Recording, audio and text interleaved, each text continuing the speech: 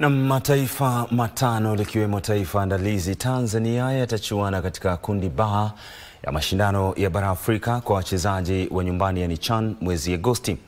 Mataifa mengine kwenye kundi hilo ni Madagascar, Mauritania, Burkina Faso na Central African Republic. Tanzania imeshiriki kwenye mashindano hayo mara mbili miaka ya 2009 na 2020. Taifa Stars pia imecheza katika fainali za kombe la bara Afrika katika miaka ya 1980 na mwaka 2019. Madagascar ilifuzu kwa fainali za bara Afrika kwa mara ya kwanza kabisa mwaka 2019 na kufuzu hadi robo fainali. Matokeo bora ya Mauritania yaliifuzisha kwenye michuano ya bara Afrika ambako ilishinda Botswana mabao 2-1 katika mashindano hayo na pia kumaliza kileleni pa kundi lao la kufuzu.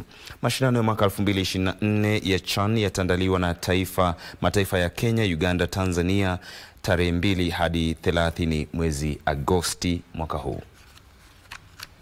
And Soko with a rather nervous clearance which didn't go that far.